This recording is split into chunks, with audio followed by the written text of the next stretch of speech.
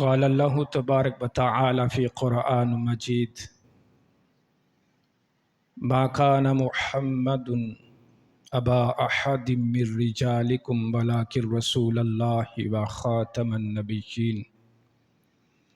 وکان اللہ بکل شیء علیما ان اللہ وملائکتہ یصلون علی النبی یا ایہا الذین آمنوا صلوا علیہ وسلموا تسلیما الصلاۃ والسلام علیک یا سیدی یا رسول اللہ وعلی آلک واصحابک یا سیدی یا رحمت للعالمین الصلاۃ والسلام علیک یا سیدی یا رسول اللہ وعلی آلک واصحابک یا شفیع المذنبین مولاي صل وسلم دائما ابدا على حبيبك خير الخلق كلهم والحبيب الذي ترجى شفاعته لكل حول من الأحوال مقتحم مولاي صل وسلم دائما ابدا على حبيبك خير الخلق كلهم منزہ عن شریک فی محاسنہ فجوہر الحسن فیہ غیر منقسم مولاي صل وسلم دائما ابدا علی حبیبک خیر الخلق کلہم رب اشرح لی صدری ویسر لی امری واحلل عقدۃ من لسانی یفقہوا قولی صدق اللہ العظیم وصدق رسولہ النبی الکریم الامین اما بعد فاعوذ باللہ من الشیطان الرجیم بسم اللہ الرحمن الرحیم اللہ جل جلالہ وعم نوالہ وأعظم شانہ وجل ذکرہ وعز اسمہ کی حمد و ثنا کے بعد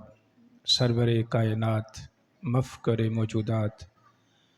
دستگیر جہاں غم غسار زماں حامی بے قصاں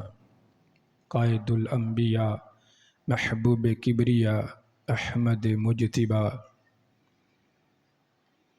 جناب سیدنا حضرت محمد مصطفیٰ صلی اللہ علیہ وآلہ وصحابہ وبارک وسلم کے دربار گہربار میں ہدیہ درود و سلام عرض کرنے کے بعد نہایت ہی معزز و محتشم سامعین کرام، اللہ جل وعلا کے فضل و کرم سے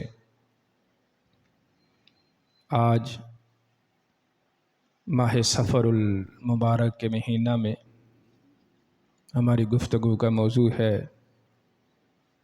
تاجدار ختم نبوت صلی اللہ علیہ وآلہ وسلم۔ خالق کائنات سے دعا ہے کہ اللہ جل وعلا ہم سب کو نبی اکرم شفیع معصم نور مجسم فخر بنی آدم تاجدار عرب و عجم آپ کی نبوت پر اور آپ کی ختم نبوت پر قائم و دائم رہتے ہوئے اللہ جل وعلا ہم سب کو موت عطا فرمائے۔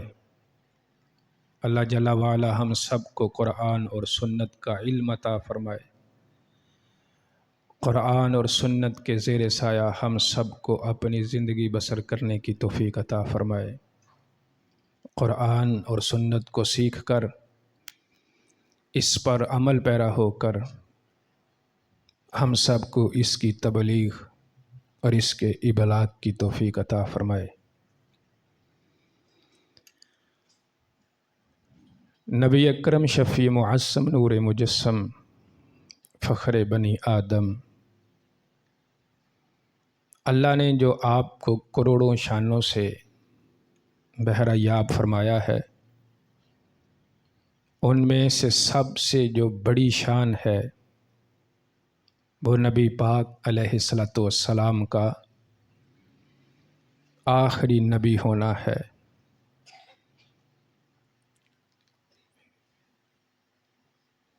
نبوت کا سلسلہ سیدنا آدم علیہ السلام سے شروع ہوا، اور یہ سلسلہ نبوت ہمارے نبی پاک صلی اللہ علیہ وآلہ وسلم پر آ کر یہ ختم ہوا۔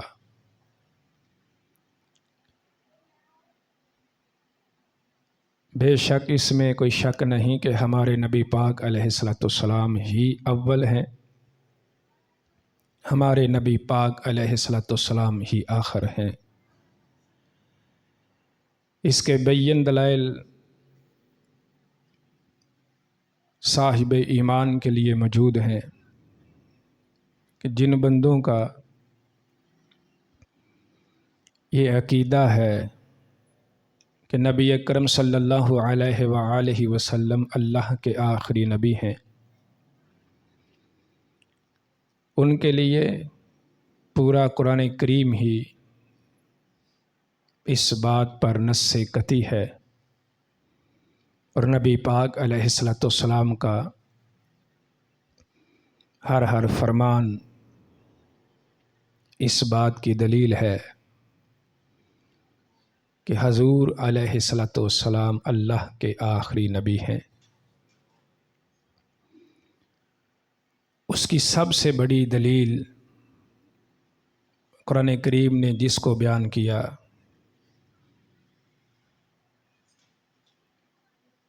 کہ نفس الامر میں جب ساری کائنات روحوں کے اندر موجود تھی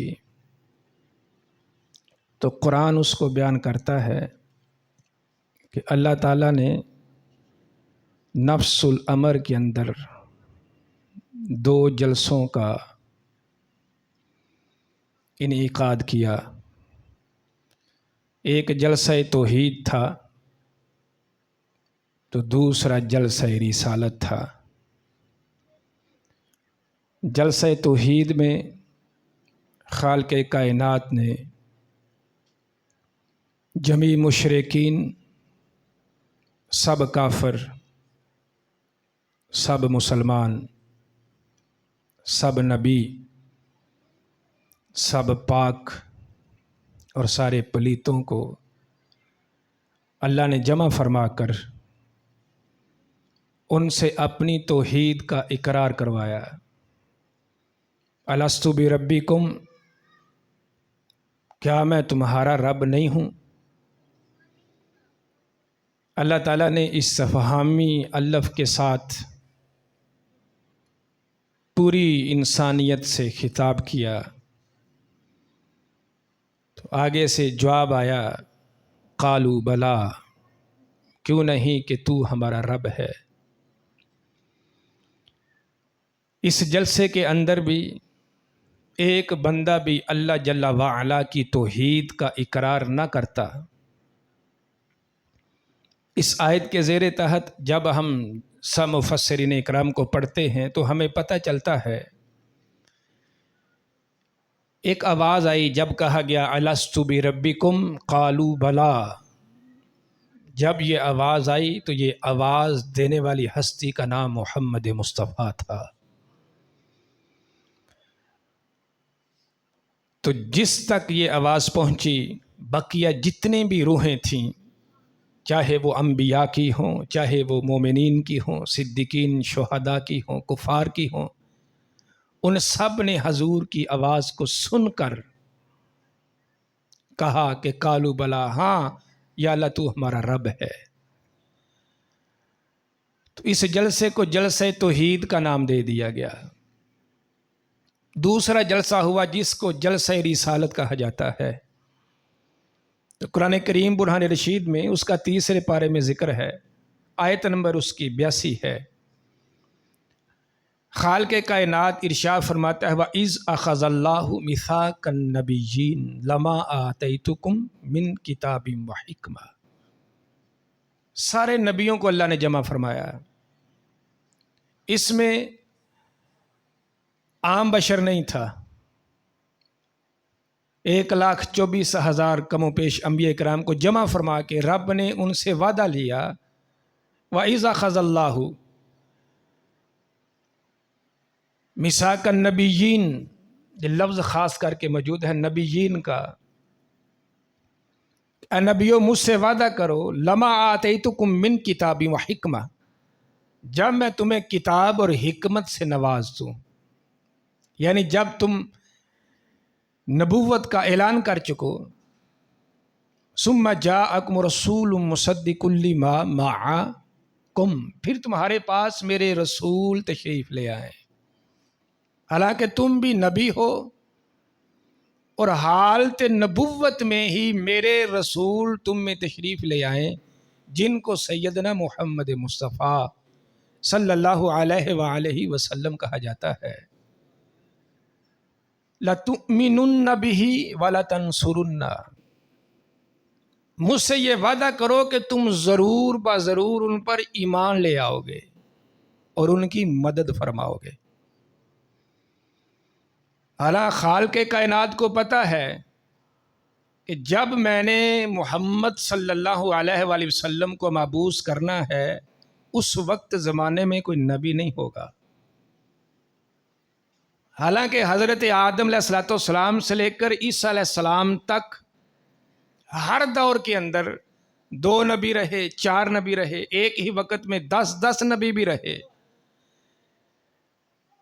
چونکہ وہ ختم نبوت کا سلسلہ ابھی باقی تھا۔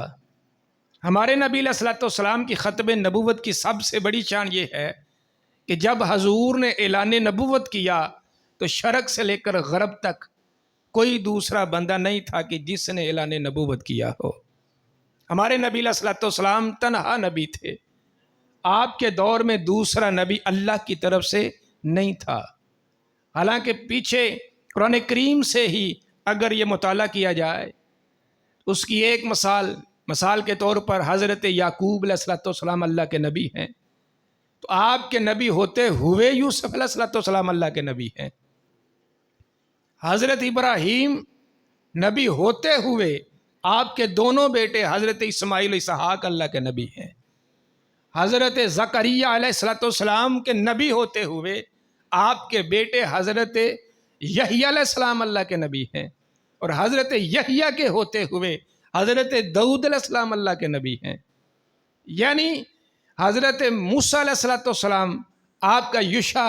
بن نون اللہ کے نبی ہیں۔ یعنی یہ ساری تاریخ اللہ کے قرآن میں موجود ہے کہ ایک نبی کسی دور میں بھی نہیں رہا، ہر دور میں جب بھی نبی رہے، 2 رہے، 4 رہے، 6 رہے، 10 نبی تھے، لیکن ہمارے نبی پاک کی یہ ختم نبوت کی شان ہے کہ جب آپ کو رب نے مبعوث فرمایا تو پوری کائنات میں ایک ہی نام تھا، اور اس نام کو سیدنا محمد مصطفیٰ کہا جاتا ہے۔ ہمارے نبی علیہ السلام کی ختم نبوت کی یہ سب سے بڑی دلیل اللہ کی طرف سے ہے کہ اللہ جل وعلا نے بھی جب آپ کو مبعوث کیا تو پھر اللہ نے کسی دوسرے نبی کو مبعوث نہیں کیا۔ تو رب ذوالجلال نے کل نبیوں سے یہ وعدہ لیا، اے نبیوں بتاؤ، اگر تمہارے درمیان آ کر میرے حبیب یہ اعلان کر دیں لَتُؤْمِنُنَّ بِهِ وَلَتَنْصُرُنَّ، تو تم نے ضرور ان کی مدد بھی کرنی ہے، ان پر ایمان بھی لے کر آنا ہے۔ تو آگے انبیاء کرام نے کیا کہا؟ اللہ فرماتا ہے قَالَ أَأَقْرَرْتُمْ، یعنی پہلے مدعا بیان کیا کہ اس جلسے کا مقصد کیا ہے، اس محفل کا مقصد کیا ہے۔ جیسے رب نے ساری دنیا کو اکٹھا کر کے کہا أَلَسْتُ بِرَبِّكُمْ،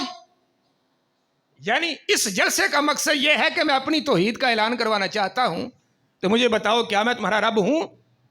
تو جب یہ دوسرا جلسہ رب نے فرمایا تو رب نے کہا یہ جو جلسہ ہے یہ میرے نبی کی عظمت کے بارے میں ہے، یہ میرے نبی کی ختم نبوت کے بارے میں ہے۔ قَالَ أَأَقْرَرْتُمْ، جب سارا مدعا بیان کیا تو رب نے فرمایا مجھے بتاؤ کیا تم اقرار کرتے ہو؟ حالانکہ جب ہم قرآن کو پڑھتے ہیں تو اللہ تعالیٰ نے جب اپنے لیے لفظ استعمال کیا نا تو وہ لفظ مشکل تھے، یعنی الست بربکم، کسی کو سمجھ اس کی آئے یا کسی کو سمجھ نہ آئے، تو یہاں پر جو لفظ ہے نا قال اقررتم، یہ تو ہر بندے کو سمجھ آئے گی کیا تم اقرار کرتے ہو؟ اپنے نبی کے بارے میں اللہ تعالیٰ نے اتنے صاف الفاظ استعمال کیے، حالانکہ چاہیے تو یہ تھا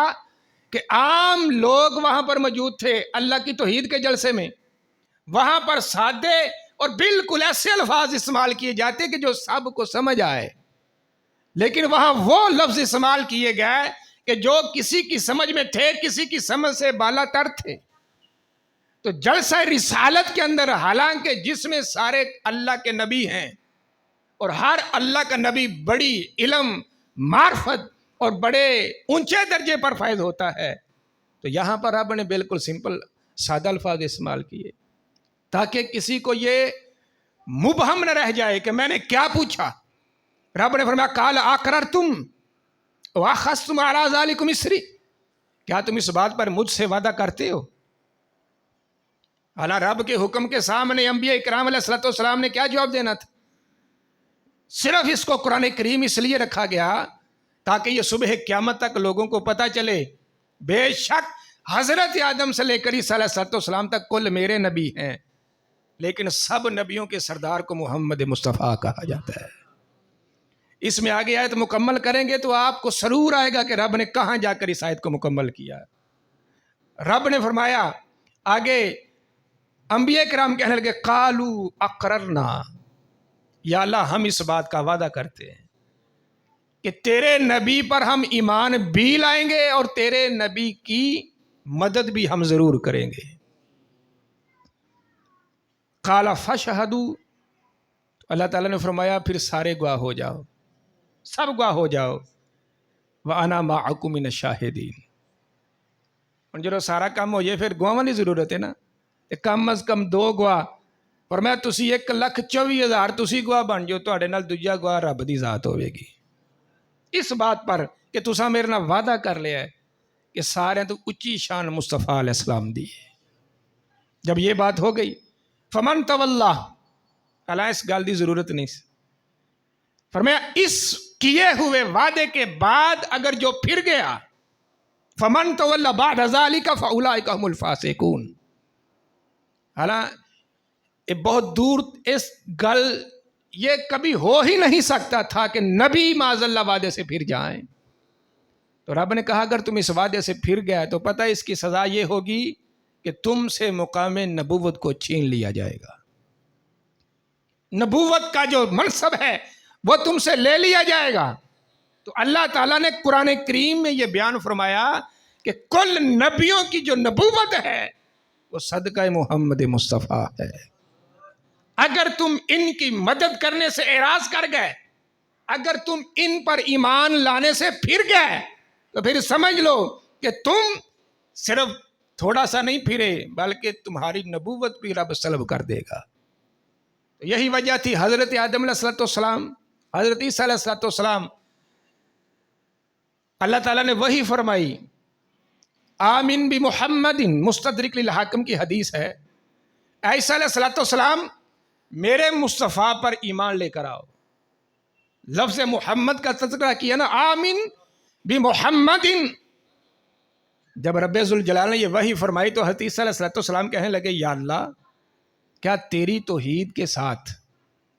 محمد پر ایمان لانا ضروری ہے؟ یہ سوال اور جواب ہوا اللہ اور حضرت عیسیٰ کے درمیان۔ حضرت یہ واقعہ حضرت آدم علیہ السلام کا بھی موجود ہے، یعنی ہر دور میں ہر نبی سے یہ وعدہ لیا گیا، تو لیکن یہ 2 مکالمے اول سے لے کر آخر تک حضرت عیسیٰ علیہ السلام سے جب رب نے کہا نا آمین بمحمد، عیسیٰ علیہ السلام تم روحوں کے درمیان مجھ سے یہ وعدہ کر چکے ہو کہ ہم اس محمد پر ایمان بھی لائیں گے اور ہم ان کی مدد بھی کریں گے۔ تو رب نے اس ایمان اور مدد کا فلسفہ سمجھایا عیسیٰ علیہ السلام کو۔ تو جب عیسیٰ علیہ السلام نے کہا نا یا اللہ کیا تیری ربوبیت، تیری للہیت، تیری توحید کے ساتھ اس مصطفیٰ پر ایمان لانا ضروری ہے، تو رب نے اگلا جملہ فرمایا وَأْمُرْ مَنْ أَدْرَكَ مِنْ أُمَّتِي، اور میں صرف تو نے ایمان نہیں لانا، عیسیٰ علیہ السلام اپنی ساری امت کو کہو کہ وہ بھی محمد پر ایمان لے کر آئے۔ حالانکہ اللہ کا نبی ان میں موجود ہے،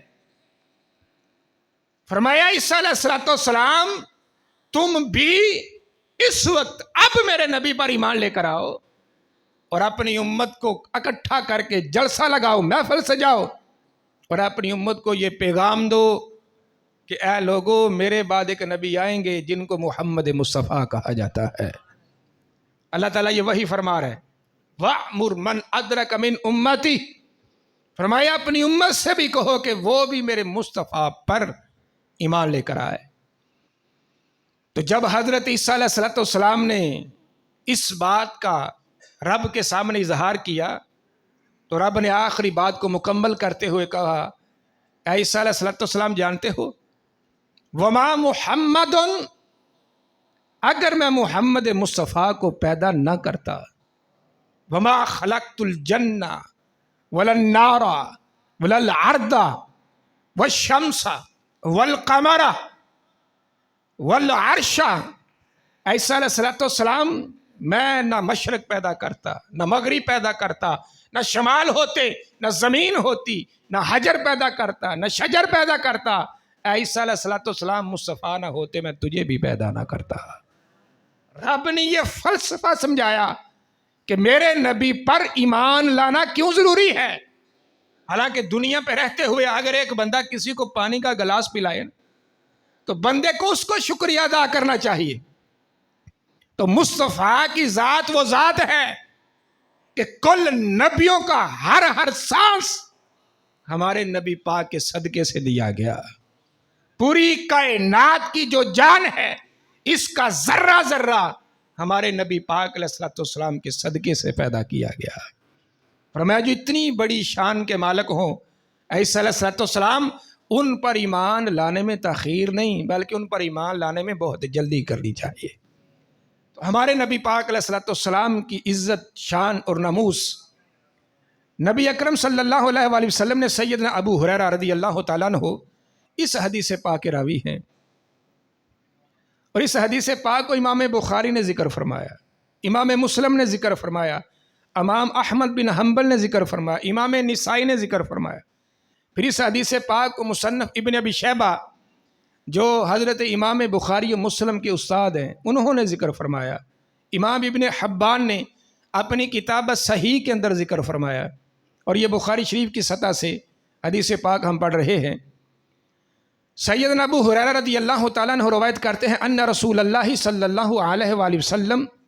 ان مثلی و مثل الانبیاء من قبلی، حضور علیہ الصلوۃ والسلام نے اپنی اور نبیوں کی مثال دی۔ فرمایا میرے صحابہ اکرام، میری اور جو گزشتہ نبی گزر گئے ان کی مثال ایسے ہے کہ جیسے کمثل رجل بنا بیتا فاحسنہ واجملہ الا موعیا لبنہ، اس نے ایک محل تعمیر کیا، ایک بندے نے بہت خوبصورت گھر بنایا، تو گھر بنا کر اس کے ایک کونے میں ایک اینٹ کو چھوڑ دیا، یعنی بڑا حسین و جمیل واجمل واحسن، فرمایا جس کا چپا چپا اتنا خوبصورت ہے کہ جس میں نقص کی گنجائش ہی نہیں، واجمل، فرمایا جو آنکھ دیکھے تو آنکھوں کو خیرہ کرتا ہے، بندے کا دل ہی نہیں کرتا کہ آنکھ اسے ہٹائے۔ فرمایا اس بندے نے ایک محل بنایا لیکن کیا کیا؟ فرمایا اس کے ایک کونے میں سے ایک اینٹ کو چھوڑ دیا، یعنی سوراخ رہنے دیا ایک اینٹ کا۔